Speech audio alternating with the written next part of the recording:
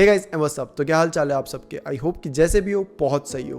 तो guys we are back with another story और I hope कि आपको ये स्टोरी बहुत अच्छी लगे। तो let's start this video. This is a dark story from a dark side of the internet. ये बात है संडे की, जब शाम के करीबन 2 बज रहे होंगे।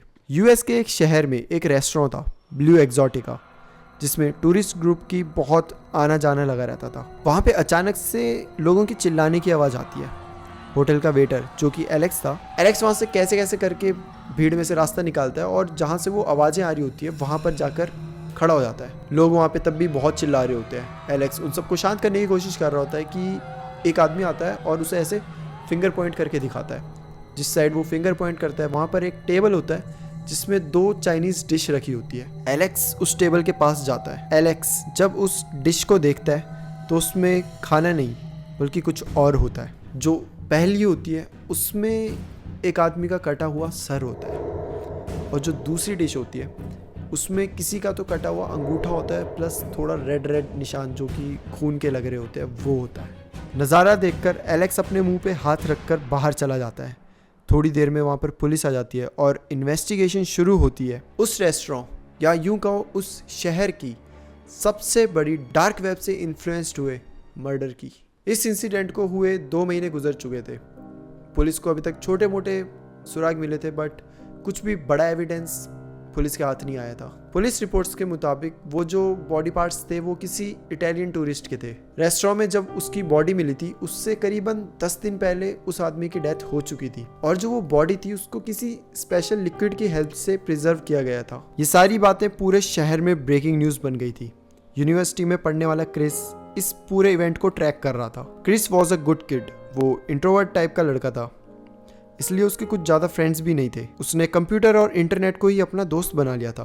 क्रिस की ना तो किसी के साथ कोई दुश्मनी थी और ना ही किसी के साथ कुछ खास दोस्त थी। हमेशा अपने चेहरे पे सॉफ्ट स्माइल रखता था क्रिस को जब इस केस के बारे में पता चलता है तो उसको ये केस कुछ सिमिलर सा लगता है। क्रिस ने पहले भी ये स्टोरी कहीं तो पढ़ी थी बट उसको कुछ अच्छे से याद नहीं आ रहा था। क्रिस थोड़ा सा नेट पे इसी चीज़ के बारे में सर्च करता है और जल्द ही उसे रियलाइज़ होता है कि ये सेम चीज़ उसने पढ़ी थी कि किसी तो 32 ईयर ओल्ड के साथ ऐसा ही कुछ हुआ था यूएस में ही, जो कि कनाडा से था। क्रिस डार्क वेब में उसके बारे में और सर्च करने लग जाता है। Chris was a frequent visitor to these websites जहाँ पे वो ये सब चीज़ें सर्च करता था। वो जो कनाडा से आदमी था उसका नाम था David was a computer engineer and he was a member of a group on dark web called Black Mamba. Chris started searching more about this group and he found out some disturbing details. Chris ने dark web में एक chat room भी join करके रखा था जहाँ पे वो इस केस के बारे में डिस्कस कर रहा था। अब तक क्रिस को ये समझ आ चुका था कि जो कैनेडियन आदमी का है और जो ये अभी हुआ है इटालियन आदमी के साथ, इन दोनों केस में कुछ तो सिमिलरिटी है और दोनों के मौत का ओरिजिन भी एक ही है। क्रिस के इन्वेस्टिगेशन में क्रिस को ये पता चलता है कि ब्लैक माम्बा एक असैसिनेशन वेबसाइट है। इस वेबसाइट में आप किलर हायर कर सकते हैं।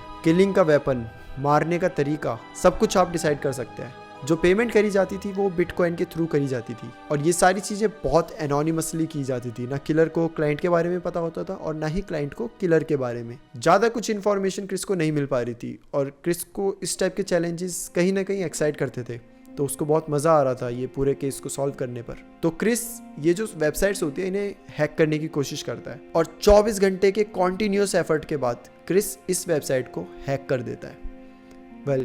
क्रिस एक बहुत चालाक और बहुत ज़्यादा स्किल्ड हैकर होता है और वो डार्क वेब में कॉन्टीन्यूस जो विजिट भी करता था वो इसीलिए करता था, वो हमेशा हैकिंग के बारे में ही सर्च करता रहता था। तो क्रिस को इस चीज़ों के बारे में बहुत नॉलेज था और जब वो इस वेबसाइट को हैक करता है उसके बाद जब वो अंदर की चीज़ें देखता है इस वेबसाइट में क्या चल रहा है, वो सब देख के क्रिस की नींद उड़ जाती है। इन वेबसाइट पे मंथली टारगेट लिस्ट होती है। लिस्ट पे टारगेट का नाम, एड्रेस, टारगेट की 1 मंथ की पूरी एक्टिविटी, ये सारी इंफॉर्मेशंस होती है वहाँ पर जो कि किलर्स के लिए होती है। वहाँ पे अलग अलग प्राइस चार्ज किए जाते हैं। लाइक मारने के भी डिफरेंट लेवल होते हैं और हर लेवल के अलग अलग चार्जेस होते हैं। बेस लाइन में होता है गन शॉट, 1st डिग्री में स्ट्रैंगुलेशन, 2nd डिग्री में स्ट्रैंगुलेशन और बॉडी डिफॉर्मेशन, 3rd डिग्री में बॉडी को पीसीस में कट किया जाता है और उनको डार्क वेब में बेचा जाता है और उनकी फोटोज ली जाती हैं। उस वेबसाइट में 3rd डिग्री को डिस्क्राइब करते वक्त ऐसा कुछ लिखा था, 3rd degree is like an investment, you will get value for your money, you will get further benefits if you trade body parts and photos with us इसका मतलब जो ब्लैक माम्बा साइट थी वो किलिंग तो करती थी, but अगर client को कुछ बॉडी पार्ट्स नहीं चाहिए या कुछ भी नहीं चाहिए तो वो उन पार्ट्स को, बॉडी पार्ट्स को खुद अपनी साइट पे डिस्प्ले करती थी और उन्हें सेल करती थी। क्रिस को वहाँ पर ऐसी बहुत सारी इन्फॉर्मेशंस मिली थी, बहुत सारी फ़ोटोज़ मिली थी जो कि अलग अलग पार्ट सेल करने की थी, और बहुत सारे लोगों के नाम लिखे थे जिनमें से उसकी नज़र एक नाम पर जाती है, david.canada.3rd/degree.pdf। ये एक PDF फाइल उसके सामने आती है और इस PDF फाइल में जो होता है वो बहुत ज़्यादा डार्क और बहुत ज़्यादा डिस्टर्बिंग होता है। क्रिस बहुत डर गया था, उसने लैपटॉप बंद किया और वो बाहर घूमने चला गया।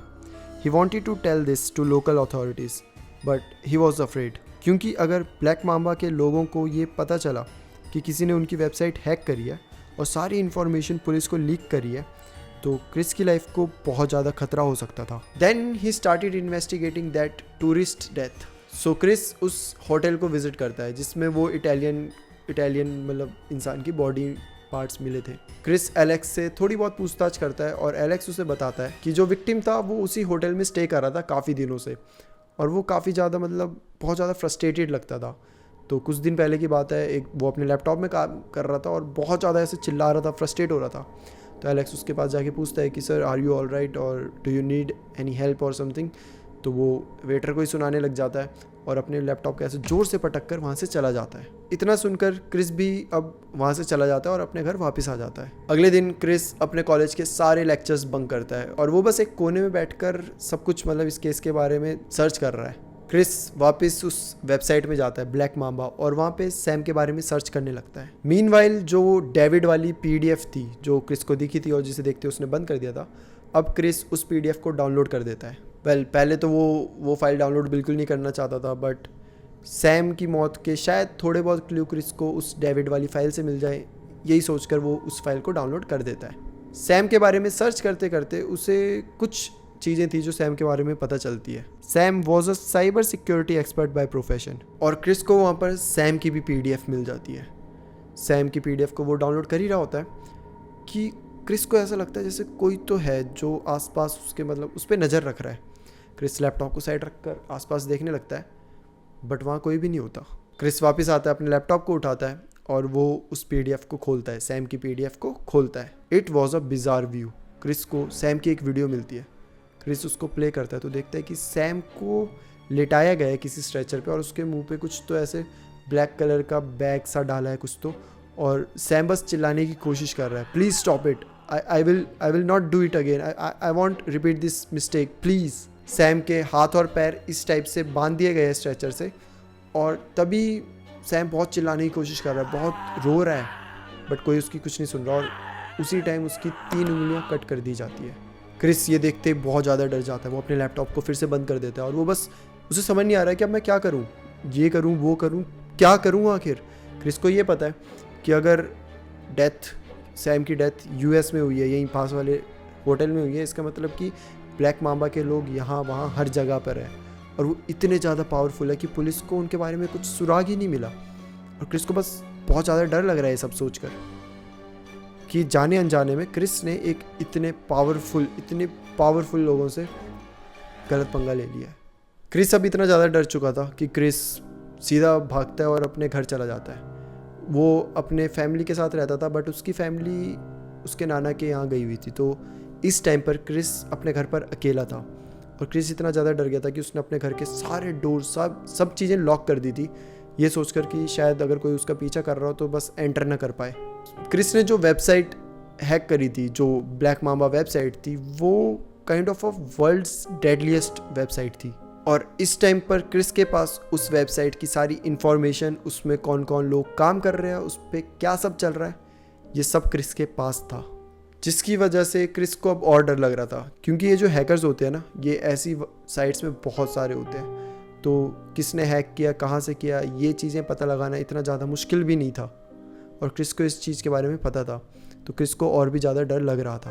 क्रिस अब अपने घर पे है, तो थोड़े टाइम बाद उसे थोड़ा सेफ फील होने लगता है। वो सोचता है कि उसे ये सारी जो एविडेंस है, जो ये सारी इन्फॉर्मेशन है, वो पुलिस को कैसे भी करके देनी होगी, बट उसके लिए उसे पुलिस के पास जाना पड़ेगा, और क्रिस ये सब एनोनिमसली देना चाहता था। तो क्रिस को समझ नहीं आ रहा था कि क्या करे। यही सब सोचते सोचते क्रिस बोलता है कि ठीक है मैं एक ब्रेक लेता हूँ, मैं नॉर्मल कॉफ़ी पीता हूँ, सर भी दर्द हो रहा है तो ठीक हो जाएगा। वो जाता है, वो अपने किचन में जाता है और क्रिस ऐसे कॉफ़ी बना रहा है। क्रिस का जो किचन है उसके जस्ट साइड में एक विंडो है जिससे बाहर का पूरा व्यू दिखता है। क्रिस विंडो से बाहर देखता है तो बाहर कड़ी धूप होती है और एक बेंच होता है और उस बेंच में एक 45 के आसपास की उम्र का एक आदमी बैठा हुआ है जिसने ब्लैक कलर का जंपर और उसके ऊपर कोट वोट हैट वैट पहनी हुई है और एकदम धूप में बैठा हुआ है। क्रिस को ये देख के बड़ा अजीब सा लगता है, इतनी धूप में कौन बैठेगा, वो भी एकदम एकदम काले कलर के कपड़े पहनकर। क्रिस अभी ये सब सोच ही रहा है कि उस आदमी को तभी एक ऐसे कॉल आती है, वो फ़ोन उठाता है, वो सुनता है और एकदम भागते भागते आगे पीछे जो भीड़ होती है उनमें चला जाता है और गायब हो जाता है। क्रिस को नहीं दिखता वो आदमी कहाँ चला गया एकदम से। क्रिस ये चीज़ों को इग्नोर करता है और वो खुद से बोलता है कि okay Chris, don't panic, you are overreacting, it's okay, it's fine. अब नेक्स्ट डे होता है, क्रिस डिसाइड करता है कि मैं पुलिस को ये सारी चीज़ें बता दूंगा, तो वो सारे एविडेंस को एक पेन ड्राइव में डाल देता है और उस पेन ड्राइव को लेकर पुलिस स्टेशन जाने लगता है। जैसे वो जा रहा होता है बीच में एक कॉफ़ी शॉप पड़ती है। क्रिस सोचता है कि ठीक है जाने से पहले मैं एक कप कॉफ़ी पी लूँ, थोड़ा रिलैक्स हो जाऊँ, तो नॉर्मल जाता है, कॉफ़ी ऑर्डर करता है और नॉर्मल बैठा हुआ है कि तभी एक बच्चा आता है क्रिस के पास भागा और क्रिस को एक एनवेलप देता है। क्रिस को कुछ समझ नहीं आता, क्रिस बच्चे को पूछता है ये किसका है क्या है, लेकिन बच्चा कुछ भी बिना बताए बस वहाँ से भाग के चला जाता है। क्रिस को बड़ा अजीब सा लगता है। क्रिस उस एनवेलप को धीरे धीरे खोलता है और उसमें एक लेटर सा होता है, वो उसे निकालता है और जैसे उसे निकालता है क्रिस इतना शॉक, इतना ज़्यादा टेंस्ड हो चुका है कि उससे अब सांसें नहीं ली जा रही, क्योंकि उस लेटर के साथ कुछ फ़ोटोज़ भी होती है जो कि क्रिस की होती है। क्रिस थोड़ी देर खुद को रिलैक्स करता है और फिर वो सारी चीज़ें निकालता है। जब वो फ़ोटोज़ निकालता है तो वो देखता है कि वो फ़ोटोज़ क्रिस की होती है, जिसमें क्रिस नॉर्मल एक्टिविटी कर रहा है, कॉलेज जा रहा है तब खींची हुई है, अपनी बाइक में बैठा हुआ है तब खींची हुई है, और जब वो अपने घर पे कॉफ़ी बना रहा था तब खींची हुई थी। और साथ में एक लेटर होता है जिसको क्रिस खोलकर पढ़ना शुरू करता है। उस लेटर में लिखा होता है कि आई कैन सी यू, और तब क्रिस को पता चलता है कि डेविड जो कि कैनेडियन था, सैम जो कि इटालियन था और क्रिस, इन तीनों ने एक ही गलती करी होती है। इन तीनों ने ब्लैक मांबा के सीक्रेट इन्फॉर्मेशन को एक्सेस करा था। ब्लैक मांबा के एडवांस प्रोटेक्शन की वजह से मेंबर के सिवाय जो भी इस वेबसाइट को एक्सेस करता था उसके डिवाइस का एक्सेस ब्लैक मांबा को मिल जाता था, जिसका मतलब था कि अब क्रिस का मोबाइल, क्रिस का नेटवर्क, क्रिस के सीसीटीवी कैमरा, उसके फ़ोन नंबर्स, उसकी सारी चीज़ों का एक्सेस ब्लैक मांबा के पास जा चुका था। क्रिस को जैसे ये पता चलता है क्रिस बहुत ज़्यादा घबरा जाता है, क्या ये कोई मजाक है या सच है? मजाक तो नहीं हो सकता, एकदम से उस पर लेटर आ चुका है ब्लैक मांबा की तरफ से और उसे कुछ समझ नहीं आ रहा कि क्रिस जल्दी से अपने लैपटॉप खोलता है कि वो अपनी सारी चीज़ें डिलीट कर सके, हर चीज़ हटा दे। और वो जैसे ही वेबसाइट में जाता है सब कुछ हटाने के लिए, उसे तभी नज़र पड़ती है कि सबसे टॉप में एक नई PDF ऐड हुई है जिसका नाम होता है chris.us.3rd/degree। क्रिस को ये पता चल जाता है कि जो नेक्स्ट टारगेट है वो और कोई नहीं, क्रिस खुद है। और ये पूरी स्टोरी जिसने शेयर करी है वो और कोई नहीं, खुद क्रिस था। क्रिस हेल्प चाहता है, क्रिस को अब समझ नहीं आ रहा है वो क्या करे, कैसे बचे, और इसलिए वो ये पूरी स्टोरी अपनी शेयर करता है रेडिट पर। ये स्टोरी करीबन 1 हफ्ते पहले शेयर हुई थी और 1 हफ्ते से क्रिस ने कुछ भी पोस्ट नहीं करा है। ये लास्ट पोस्ट थी क्रिस की जो उसने करी थी। 1 हफ्ता होने को आ गया है और क्रिस अभी गुमनाम है, किसी को नहीं पता वो कहाँ पर है। बहुत लोग उससे कमेंट में पूछ रहे हैं कि कहाँ पर हो, कैसे हो, आगे क्या हुआ, तुम सही हो, ये सब, बट क्रिस की साइड से कोई रिएक्शन नहीं आ रहा है। So that's it for today guys. I hope कि आपको ये पोस्ट अच्छी लगी हो, आई होप कि आपको ये स्टोरी अच्छी लगी हो। एंड आप सबका क्या मानना है, क्या ये सच है, क्या सही में क्रिस की जान को खतरा है, या ये बस एक प्रैंक है, ये बस एक स्टोरी है? जैसा भी आपको लगता है आप कमेंट में हमें बता सकते हैं और प्लीज़ मुझे बताना कि आपको स्टोरी कैसी लगी। So that's it for today. फिर मिलते हैं हम किसी और टॉपिक के साथ, तब तक के लिए bye bye and take care.